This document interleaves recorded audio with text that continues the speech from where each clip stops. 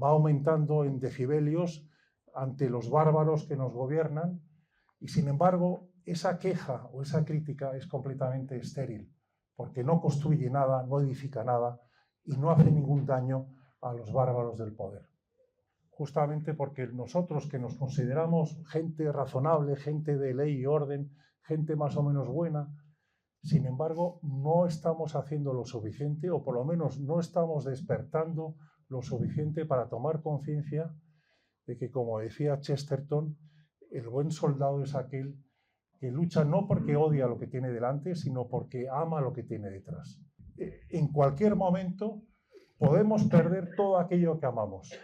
Podemos perder la capacidad que tenemos ahora mismo de movimiento, de libertad de expresión, de libertad de pensamiento, la capacidad de poder educar a nuestros hijos en nuestras creencias, la posibilidad de emprender, toda una serie de cosas que ahora mismo no acabamos de alguna manera de valorar.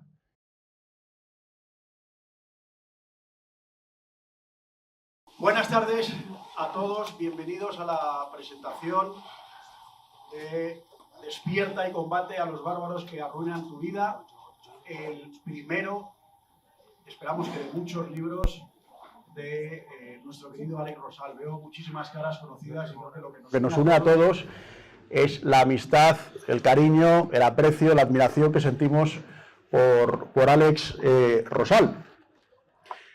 Yo, de hecho, pensaba que cuando Alex me pidió que le presentara el libro, pues no tenía mucho valor que yo diga que Alex Rosal ha escrito un buen libro, que ha escrito un libro magnífico, porque seguramente muchos de ustedes me dirán, hombre, Alex Navajas, que soy yo, ¿qué vas a decir? ¿No? Si te invita a presentar su libro, pues evidentemente tendrás que hablar bien del libro, ¿no? Esto es como la abuela que piensa que su nieto es el más listo, el más guapo, el más simpático y el más inteligente de todos los niños. No tiene ningún mérito porque es la abuela, ¿no? Pues tú, Alex Navajas, ¿qué vas a decir del libro de Alex Rosal? Pues evidentemente vas a hablar bien. Y confieso que en una presentación de un libro que me pidieron hace un tiempo, no diré ni dónde ni por supuesto de quién, pues es verdad que sí que me tocó mentir como un bellaco, porque aparte al escritor apenas le conocía, pero me pidió insistentemente que le presentara el libro, y bueno, la verdad es que era un libro que no tenía demasiada enjundia. Pero en este libro sí es un gran libro. Y les voy a demostrar, o les quiero dar las 5 razones, los 5 motivos por los que Despierta y combate a los bárbaros que arruinan tu vida. Se trata de un excelente libro, y no porque yo lo diga, por supuesto, desde el cariño y desde la amistad, sino porque objetivamente lo es. En primer lugar, es un libro valiente. Poner en la misma frase Alex Rosal y valiente pega muy bien, porque todos ustedes, como yo, que le conocemos, sabemos que Alex es valiente.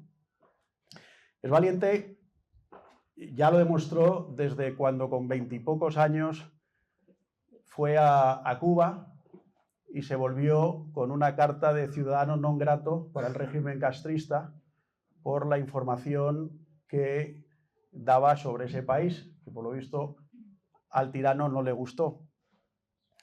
Es valiente y lo ha demostrado con la multitud de iniciativas, que ha empezado. Alfa y Omega, editoriales, el diario Fe y Razón, Religión y Libertad, en fin, son incontables las iniciativas que ha iniciado Alex Rosal, para lo cual hace falta también una gran valentía. Pero luego es que además los temas que él ha tratado, yo creo que ha sido un pionero en muchos de ellos en España. Por ejemplo, cuando hablar de exorcismos era un tema prácticamente tabú aquí en España, pues él fue de los primeros en sacar un libro sobre el tema de los exorcismos y gracias a eso, hoy en día, casi todas las diócesis de España, no sé si gracias a eso, pero desde luego colaboró, casi todas las diócesis de España cuentan con al menos un exorcista, cuando hace 20 años, como les digo, era un tema completamente tabú. O cuando él ha publicado libros sobre el nuevo orden mundial, sobre el gran reseteo, sobre la terapia reparativa para personas con atracciones hacia el mismo sexo, los libros de historia tan aguerridos que ha publicado,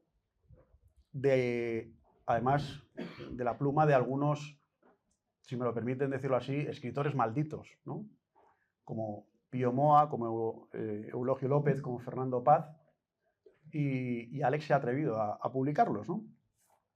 En fin, es un libro valiente porque el Despierta, desmonta dogmas, como dogmas que nos han tratado de imponer, como por ejemplo el terrorismo climático, el control de la información, todo el neomaltusianismo, la tecnología que nos esclaviza. En fin, un libro valiente. En segundo lugar, es un libro necesario. Yo creo que una de las virtudes del enemigo de la verdad, del enemigo de todo lo bueno y todos los valores que defendemos, es la confusión. O sea, vivimos en una época en la que un presidente del gobierno, que es el bulo personificado, dice que va a luchar contra el bulo, ¿no? O que aquellos que durante décadas han estado asesinando, extorsionando y aterrorizando, se erigen ahora como los paladines de la paz y la democracia. Es un momento de confusión, porque hay que reconocerlo, tienen éxito, convencen a muchos. Un momento de confusión lo hemos visto también, por ejemplo, con el tema del famoso COVID, que seguramente nunca sepamos realmente todo lo que ha pasado. Es sorprendente que hace escasamente 2 años, si se te ocurría poner mínimamente en cuestión cualquiera de los dogmas de lo que nos decían los medios de comunicación, inmediatamente te llamaban anticientífico, antivacunas, te ponían el sombrerito de plata en la cabeza. Y sin embargo, esta semana ha salido que la empresa AstraZeneca por primera vez reconoce que puede que haya efectos secundarios en la vacuna. Una cosa que, como les digo, hace escasamente 2 años estaba terminantemente prohibido siquiera preguntar, ¿no? Momentos de confusión. Por eso este libro es necesario, porque aclara muy bien los mecanismos del enemigo. En tercer lugar, es un libro generoso, como también lo es Alex. Le ha quitado tiempo, como él mismo ha reconocido, pues a Cristina, a Alejandra, a Jaime y a Carlota, por hacer un libro que ayude a los demás. Y creo que esa siempre ha sido la intención de Alex, ayudar a los demás. Por eso ha empezado las editoriales, por eso ha empezado todos sus proyectos periodísticos. Y no lo hace para ganar dinero ni para hacerse de oro, ni muchísimo menos, sino que más bien es una lucha de un David contra Goliat. Y lo hace por un servicio a todos. Por eso digo que es un libro generoso. Cuarto, es un libro trabajado. Si lo han leído, o si lo leen, verá que tiene muchísimas citas, muchísimos libros referenciados, códigos QR que te llevan directamente a páginas web. Es muy interesante que yo cuando me lo empecé a leer, hace ya unos meses, pues yo creo que era la primera vez que leía un libro con el móvil al lado para escanear un código QR y ver a dónde me llevaba. Y bueno, pues aquellos epígrafes que me interesaban más, hacía lo del QR. Y bueno, pues todos funcionaban. Pero hubo uno que no. Era una noticia aparecida en el diario Público, que yo no sé si fue a raíz de este libro o por qué, pero era una noticia del diario Público, no recuerdo el año, 2016-2017, que anunciaba, pues eso, un cataclismo universal. Evidentemente el cataclismo no ocurrió, pero la noticia seguía. Porque Alex me comentó que cuando él editó y revisó el libro, la noticia seguía en Internet.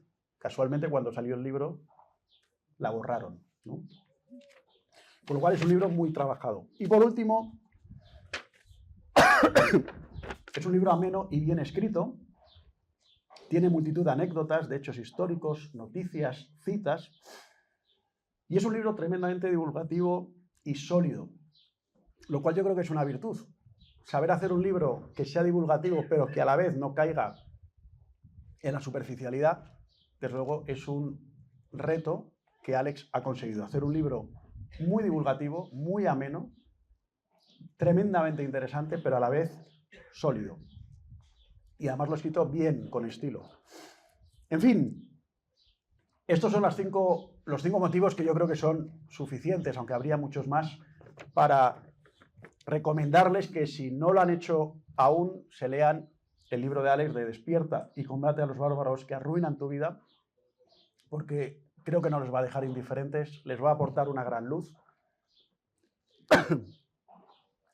Y como la voz ya me está abandonando, aprovecho y le vamos a dar la palabra a Alex. Yo tengo varias preguntas, pero si cualquiera de ustedes tiene alguna pregunta sobre el libro, pues empezamos directamente, si no yo formulo las preguntas, que algo de voz me queda. Esto no se lo esperaban, que hubiera preguntas. ¿Podemos aplaudirle? A él sí, a él sí.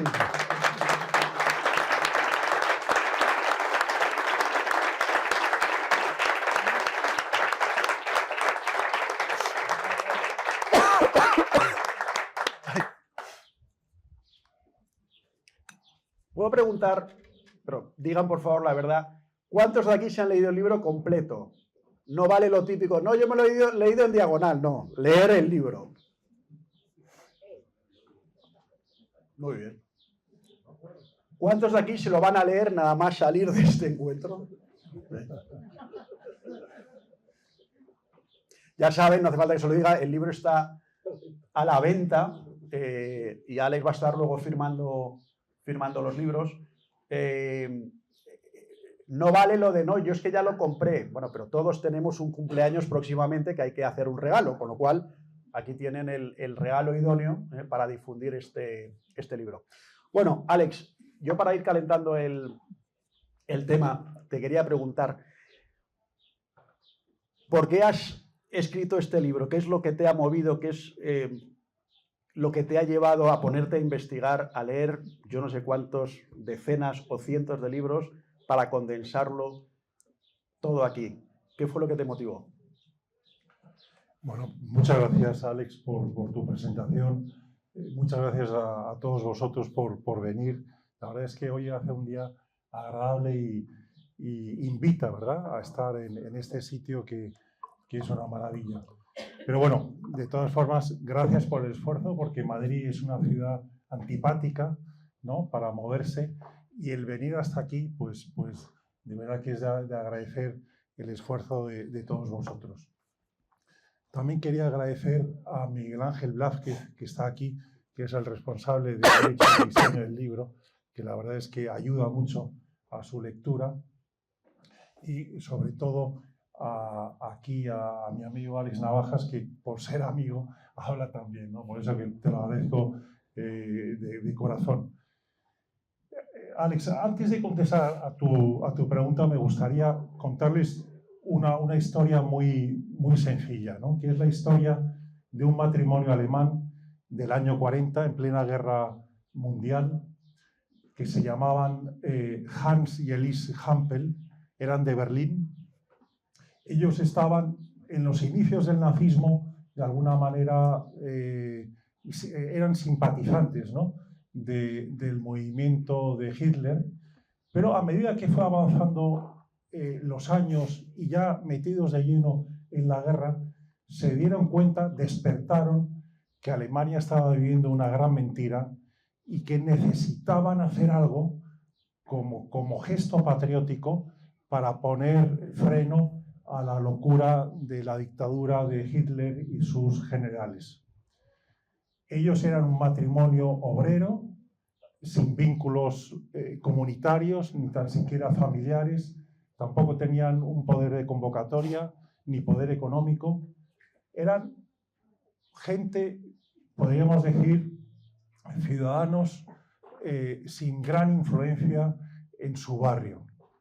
Pero, sin embargo, ellos que tenían claro que tenían que hacer algo como ciudadanos, se imaginaron un pequeño gesto de dignidad para luchar contra ese régimen, que era escribir durante 2 años 232 postales, que siempre las titulaban con la cabecera Prensa Libre, en donde en esas postales ponían una serie de proclamas y eslóganes contra Hitler y todo el régimen nazi. Y una vez que las escribían, las dejaban por toda la ciudad, en el metro, en el asiento de un autobús, en la consulta de un médico, y así estuvieron durante 2 años. Fíjense qué cosa más pequeña, ¿no? Ese gesto de lucha, ¿no? Ellos no les importaba si iba a tener eficacia esa microvalentía. Tampoco tenía muy claro el resultado inmediato, pero lo que sí que tenían conciencia es que querían hacer algo, por pequeño que fuera, para batallar y crear una cierta dinámica contra el régimen. Bueno, esas 232 postales provocaron un gran nerviosismo dentro del nazismo, y eso provocó que un equipo de la Gestapo se dedicara en 1940 a dedicarse exclusivamente a la búsqueda y captura de estos rebeldes, ¿no? Porque, como todos vosotros sabéis, cuando los totalitarios consideran que se rompe el consenso, hay un verdadero riesgo de que la ruptura de ese consenso provoque que muchos rebeldes se junten y empiecen a luchar contra ese poder totalitario. Bueno, finalmente los atraparon, pero a mí me ha ilustrado y me ha llamado la atención la historia de este matrimonio, que luego fue novelada y también incluso hicieron una película, porque de alguna manera, aunque el paralelismo es muy diferente, pero en el fondo la Alemania de 1940 y la España del 2024 se parecen en una cosa, y es que estamos completamente dormidos. Por eso he escrito el libro este. Veo que en nuestros ambientes, sobre todo,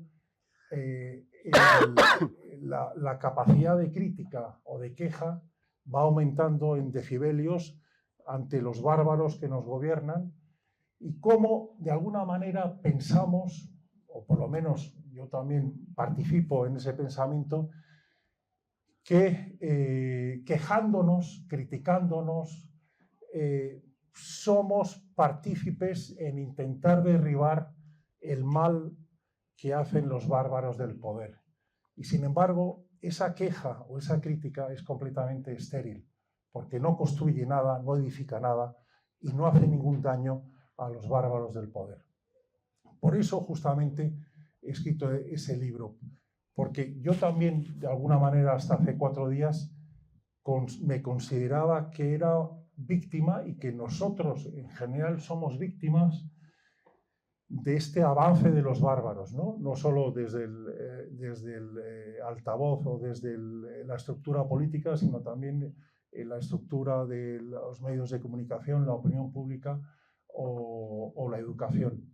Que somos víctimas, pero en realidad lo que somos cómplices del por qué está avanzando el mal de los bárbaros, justamente porque nosotros, que nos consideramos gente razonable, gente de ley y orden, gente más o menos buena, sin embargo, no estamos haciendo lo suficiente, o por lo menos no estamos despertando lo suficiente para tomar conciencia de que, como decía Chesterton, el buen soldado es aquel que lucha no porque odia lo que tiene delante, sino porque ama lo que tiene detrás.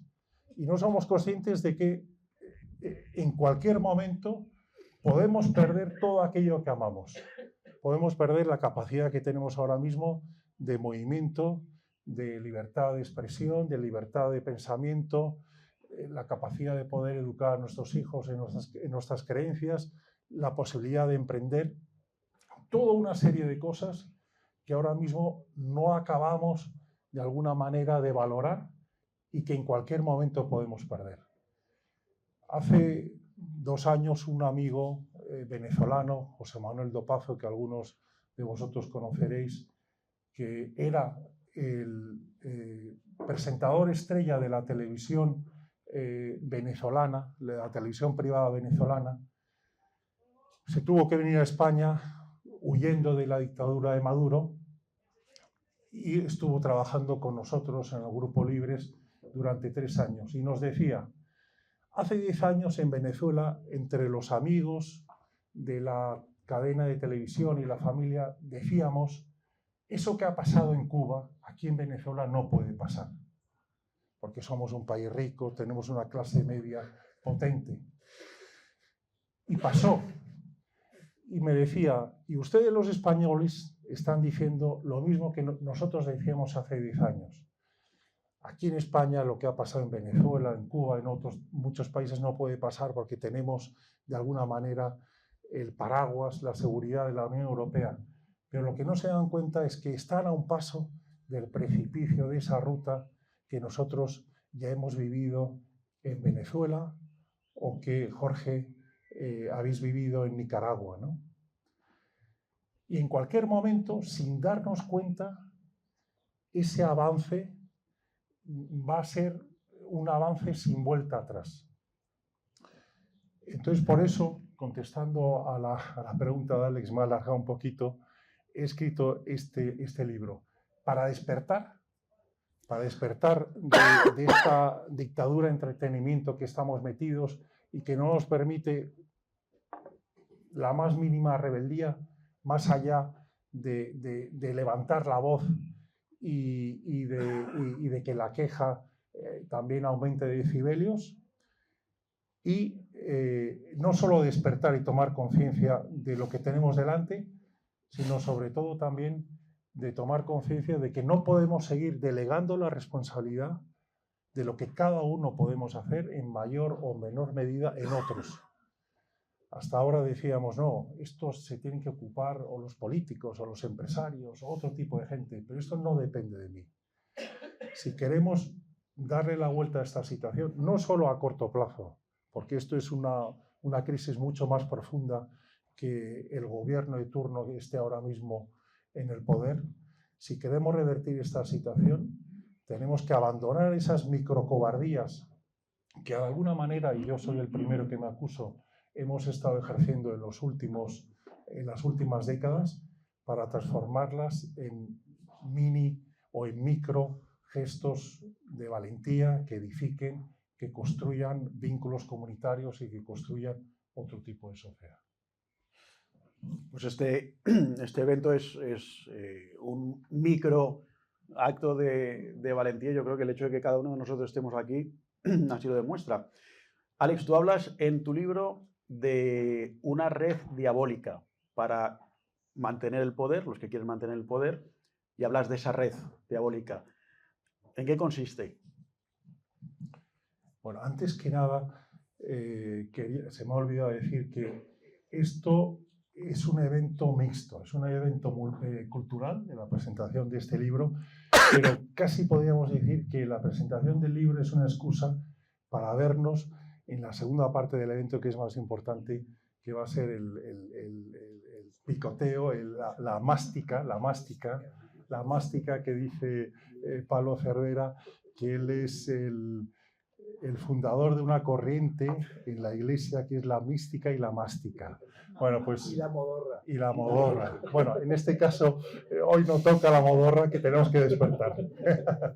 Pero sí, esto es una excusa para estar juntos, para vernos las caras, ¿verdad? Y poder compartir, aunque sea luego 2 o 3 horas, aquí en este jardín y en esta terraza tan agradable. Bueno, esa telaraña diabólica que utilizan los bárbaros para dominarnos completamente y muchas veces sin darnos cuenta. Os acordaréis que hace décadas se hablaba de cómo iba a ser el totalitarismo del siglo XXI. Y se hablaba de que, bueno, Orwell con 1984 planteaba un totalitarismo al estilo soviético o nazi, de represión física y de represión total al disidente o al rebelde.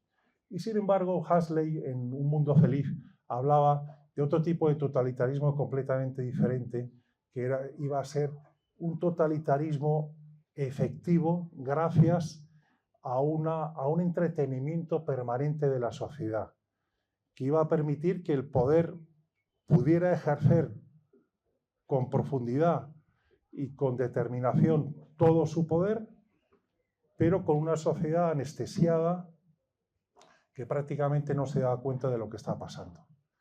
Y yo creo que entre esa dialéctica entre Orwell y Huxley ha ganado, o por lo menos esto es lo que estamos viendo, Huxley, ¿no? De Un mundo feliz. Vivimos en una sociedad en donde los bárbaros que nos gobiernan están muy tranquilos, a pesar de las críticas que podamos hacer en nuestros ambientes, porque estamos metidos de llenos en un entretenimiento sin fin. Si os fijáis, en el día se divide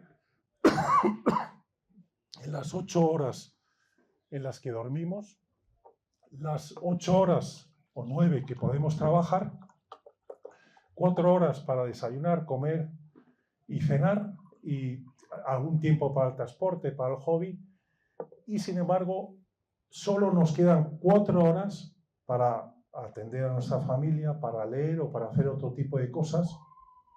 Y sin embargo, lo que dicen las estadísticas es que la media de cada uno de nosotros dedicamos al día más de 3 horas a estar atentos con el móvil y más de 3 horas a ver la tele.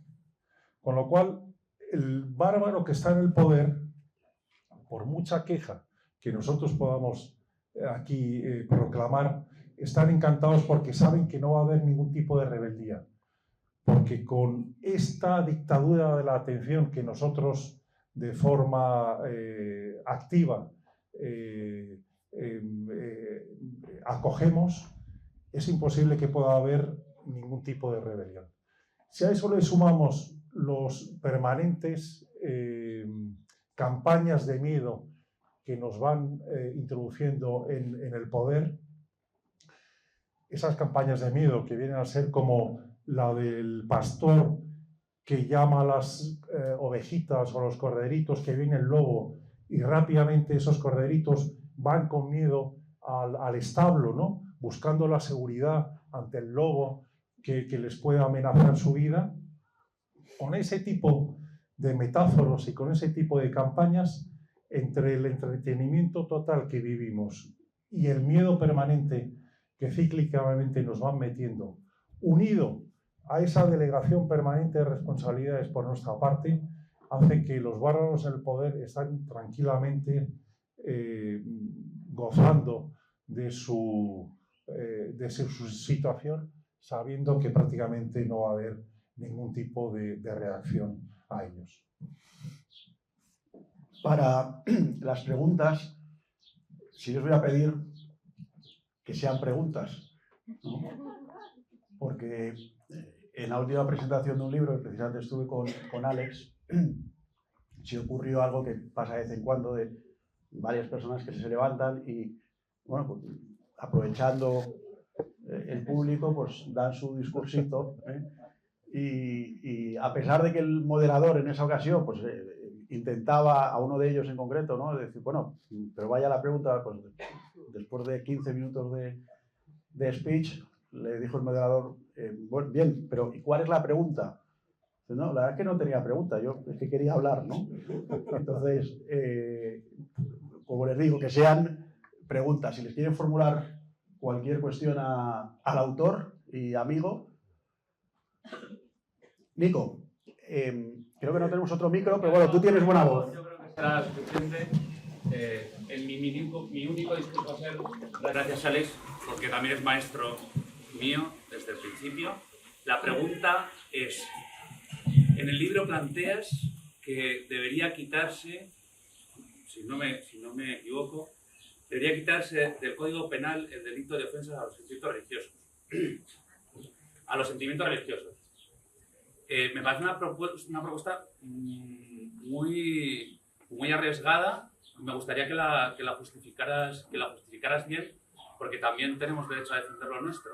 Es verdad que el tema de la piel fina, a lo mejor va por ahí el tema que planteas, ¿no? Que aquí todo el mundo tiene la piel fina menos nosotros, que nos tenemos que comer todo lo que nos echan encima.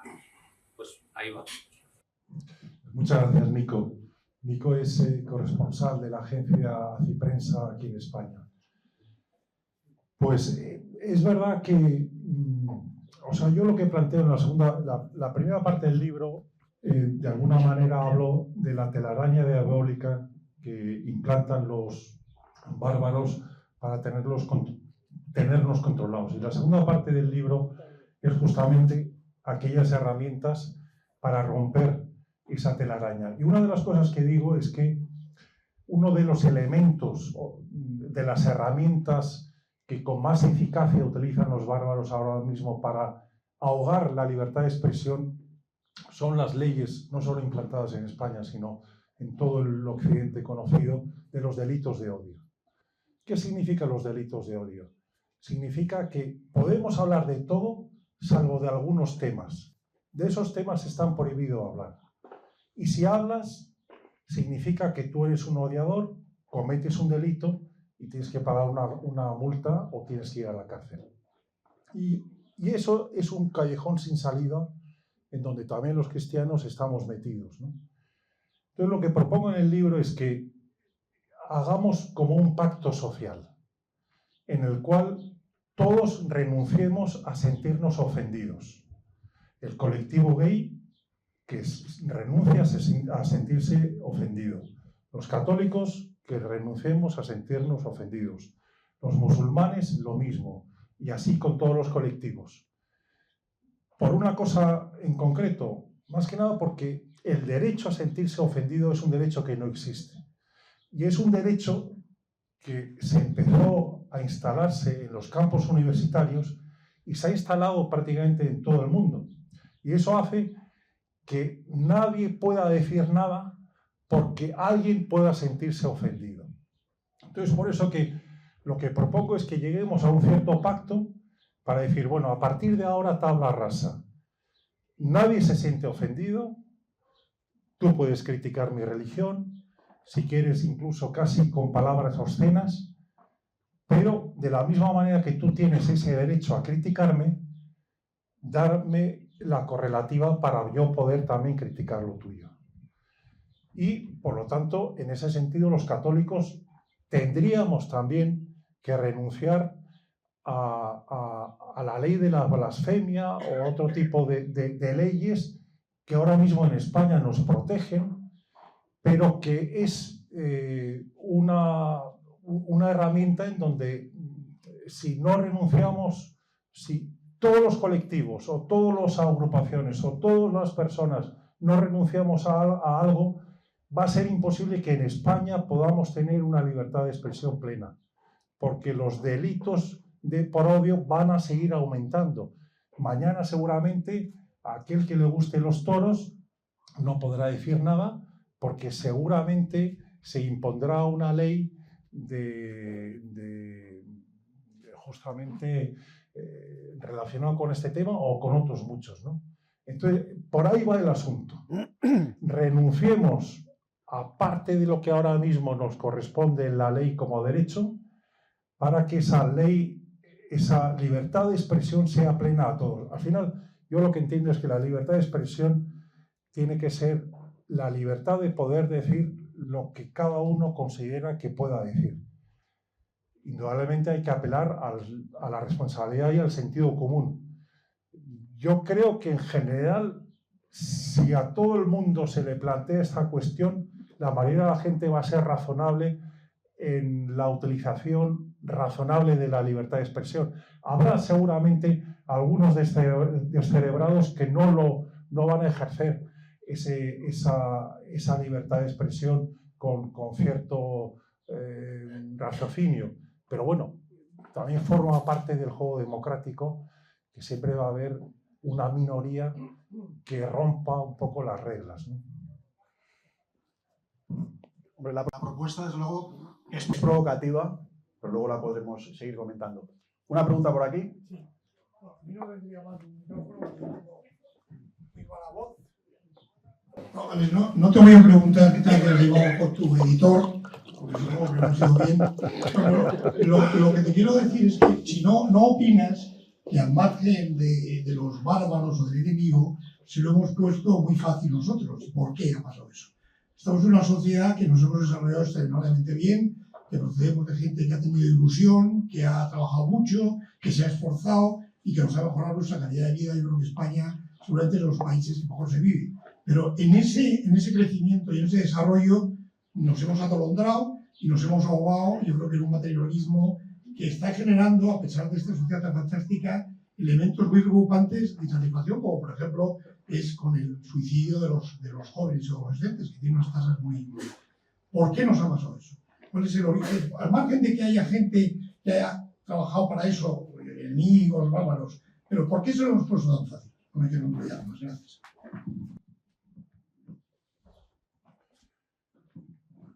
Bueno, pues decía Genaro, te acordarás que decía Einstein que el mundo es un lugar peligroso, no por los malvados que hacen su función y tienen su hoja de ruta, sino porque los hombres buenos no actúan como deberían actuar para frenar ese mal, ¿no? Pues yo creo que es un poco culpa de nosotros, ¿no? De todos nosotros, ¿no? Y de alguna manera también somos, en la medida que lo que comentaba al principio, somos cómplices por no hacer lo suficiente. Y yo, en primer lugar, también me acuso, ¿no?, de no haber hecho lo suficiente, o en mi tierra, en Cataluña, por no haber contribuido a frenar ciertas locuras que hemos vivido en los últimos años, o aquí, en el resto de España, pues un poco lo mismo, ¿no? Yo creo que todos hemos estado un poco dormidos, hemos querido vivir bien y no hemos tenido esa conciencia de intentar defender todo aquello que nos importa. Y junto con eso, es verdad que España posiblemente sea líder en tener, en el mundo, de tener un colectivo de resentidos muy importante, ¿no? Y el resentido es aquel que fracasa personalmente, pero no reconoce el fracaso como algo propio, sino que lo pone como consecuencia o como responsabilidad de los otros. Y para intentar sanar esa herida que tiene, intenta destruir todo aquello que hay de bello y bueno alrededor suyo. Y desgraciadamente en España tenemos mucha gente con una capacidad destructora muy importante, que posiblemente en otros países no tengan esos colectivos tan importantes, ¿no? Entonces yo creo que la suma de ese colectivo de resentidos con esa capacidad de estructura tan grande, unido a estar, lo que podríamos decir, los hombres y mujeres buenos, dormidos, sin capacidad de despertar y sin capacidad de rebeldía, ha hecho que el mal avance de tal manera que ahora ya solo nos queda dar un paso atrás. Como decía Juan Manuel de Prada en uno de sus artículos hace 3 o 4 años, que además lo cito en el libro, ahora mismo estamos en esa situación. El progreso consiste en dar un paso atrás. No hay otra posibilidad. Hemos llegado ya al borde del precipicio y no podemos seguir avanzando. Sobre el tema de los resentidos, creo que fue Napoleón el que dijo aquello de no es suficiente que yo triunfe, los demás tienen que fracasar, ¿eh? Sería una forma de verlo. ¿Más preguntas?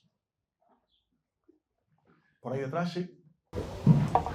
Pues yo soy inglés, me encanta España,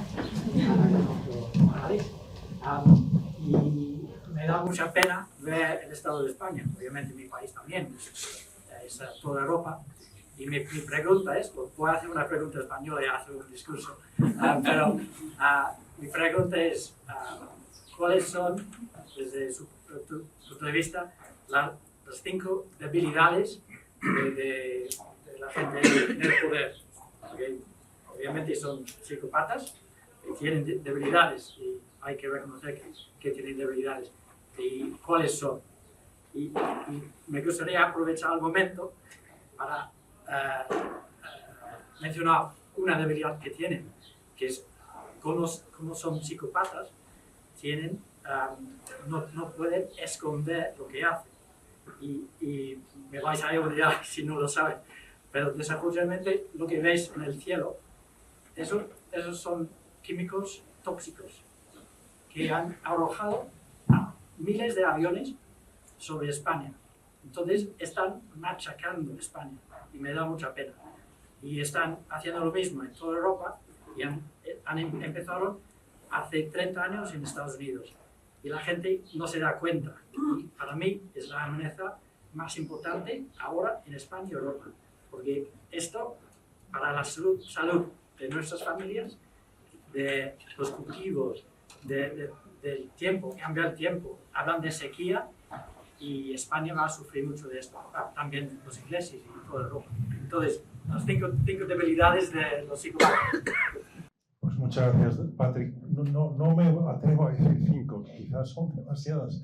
Para mí no lo tengo muy desarrollado, pero decía Solzhenitsyn, cuando él tenía esa lucha permanente contra el totalitarismo soviético, él basaba la lucha sobre todo en vivir en la verdad, porque sabía que el poder de los bárbaros totalitarios vivía en la mentira.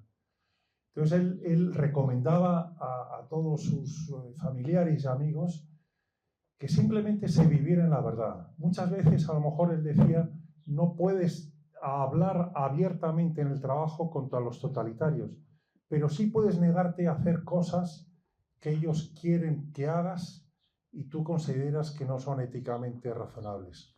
Entonces el vivir, si todos nosotros viviéramos de alguna manera en la verdad, pues fijaos cómo el mundo cambiaría, ¿no?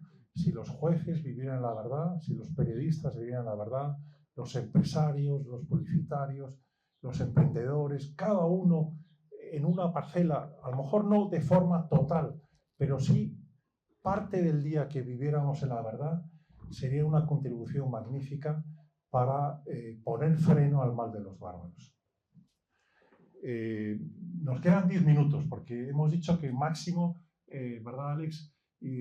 La primera parte del evento iba a ser 1 hora, con lo cual tampoco quiero que la mástica de Pablo se retrase mucho más.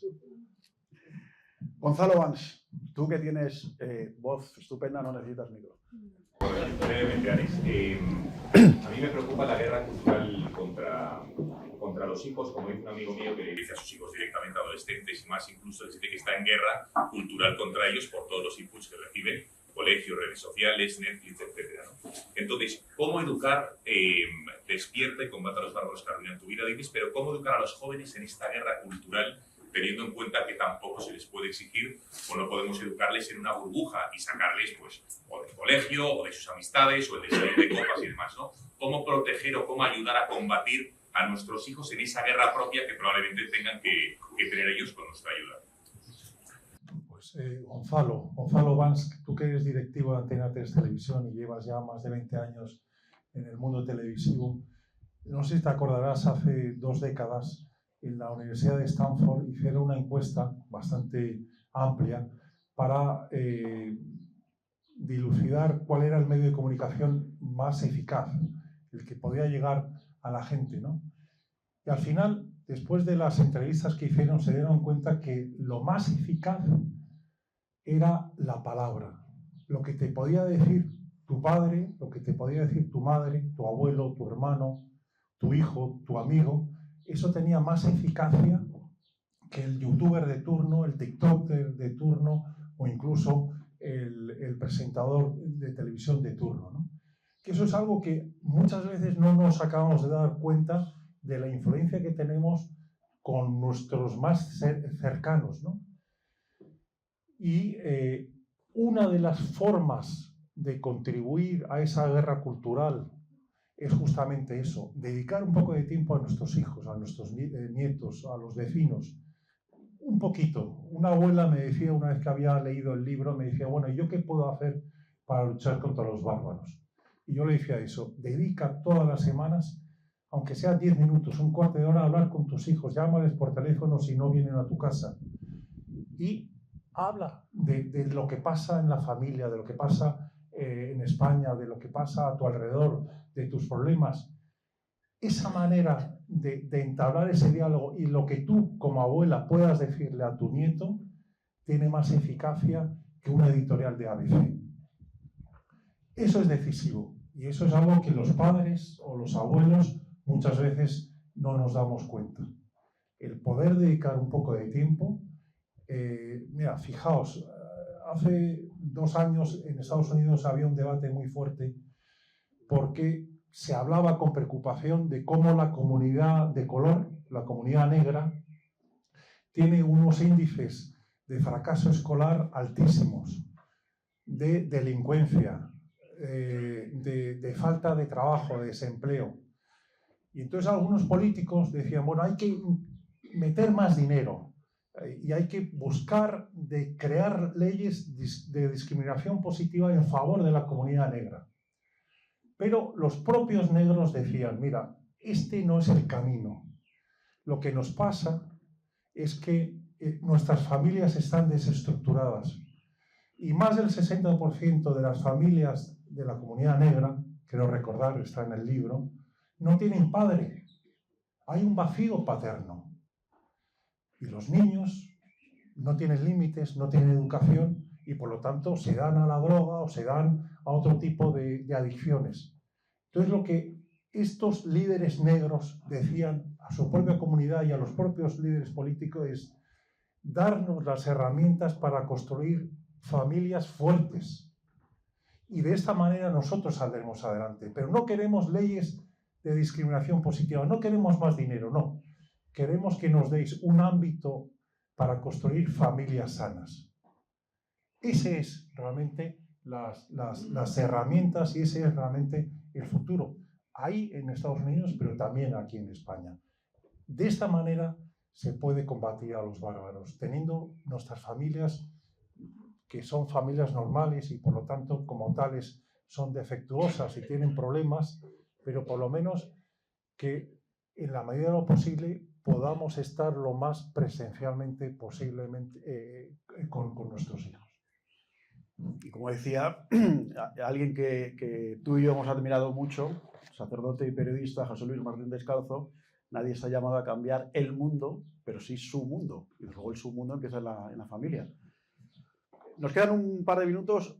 Borja. Un comentario. A ver, por como te lo he escuchado y por mi propio sesgo, puede ser que estemos hablando de que este gobierno con el que llevamos X años es el que está quizá acelerando más todo un proceso. Pero es un proceso que no es de este gobierno, es de toda una clase política y, a mi modo de ver, a la de Borja, hay una gran brecha entre todos los que están en un arco parlamentario, en unas instituciones de gobierno, los que sean, del color que sea, y los que, a ver, ellos son parte de la sociedad, pero son parte como de otra sociedad, los que somos la sociedad. Los bárbaros, a mí me gustaría preguntarte, ¿son los que nos gobiernan o todo un conjunto de gente que están en esa especie de microsociedad política con entornos de poder desde donde someten a nosotros? Y aquí me da igual el color verde, que el azul, que el naranja, que el rojo, que el morado, que el amarillo o que el burdeos. O sea, es decir, los bárbaros, a mi modo de ver, no son de un color, son de un modo de vida. ¿Cómo ves esto?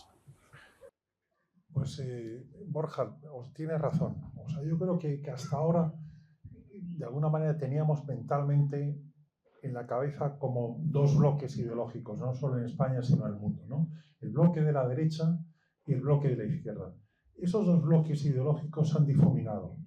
Ahora ya no podemos estar hablando de un bloque o de otro, o de lo que a nivel mundial se llama el bloque del foro de Davos, que vendría a empujar políticas para crear sociedades libres y abiertas, o el Foro de Sao Paulo, que viene a proponer políticas para crear, de alguna manera, la dictadura del proletariado.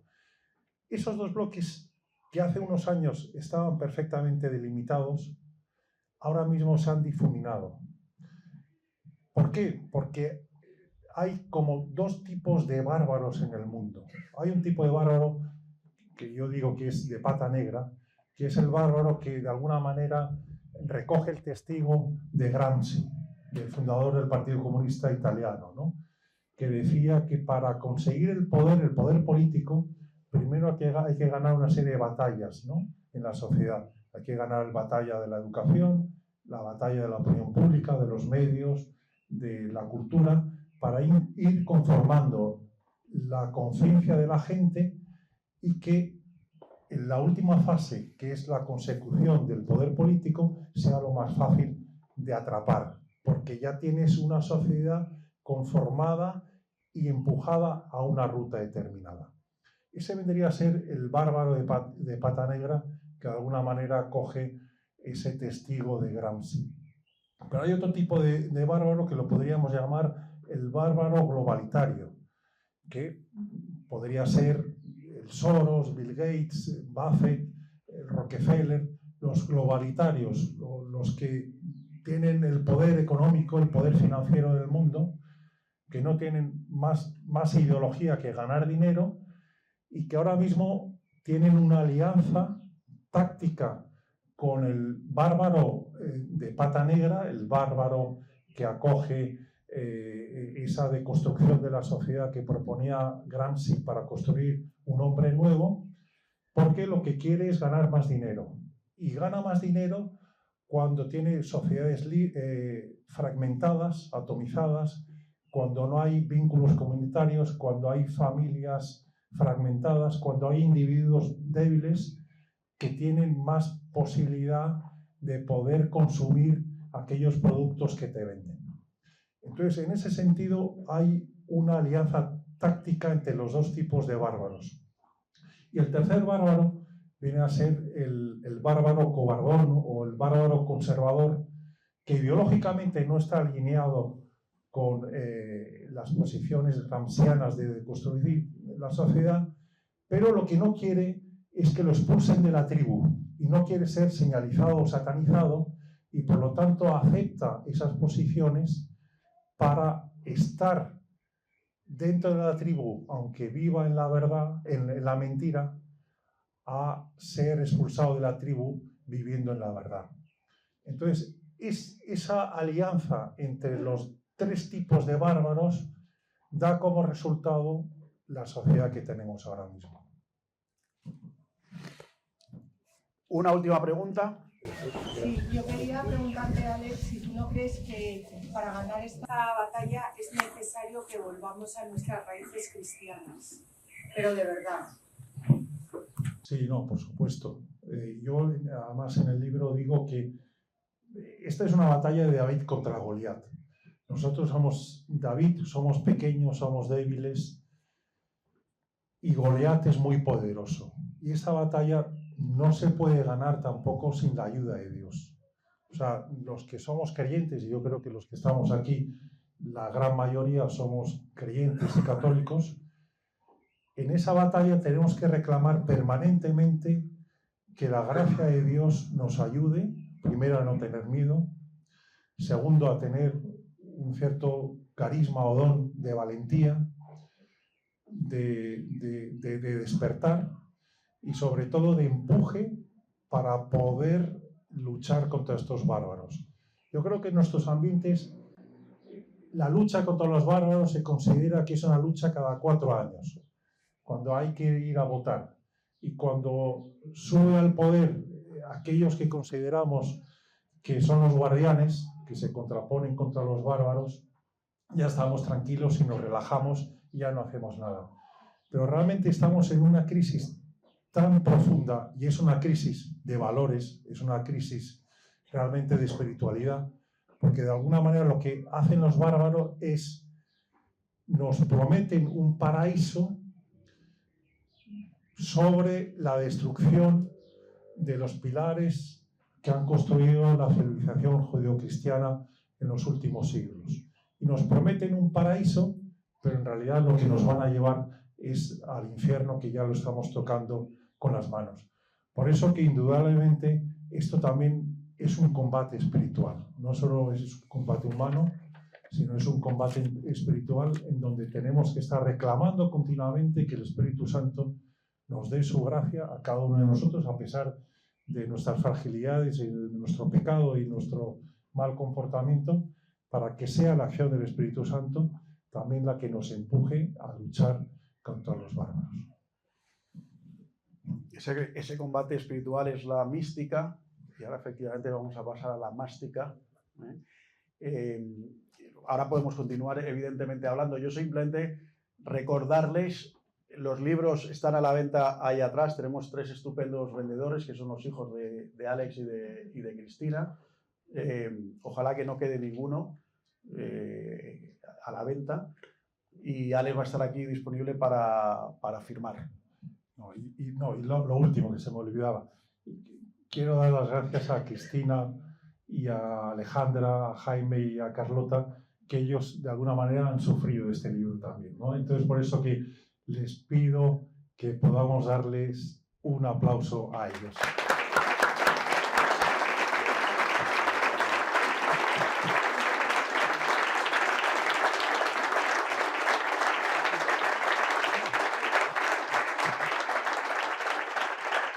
Pues gracias a todos, y ya para terminar, creo que también, evidentemente, el que se merece un fuerte aplauso es nuestro autor y amigo Alex Blanco. Muchas gracias.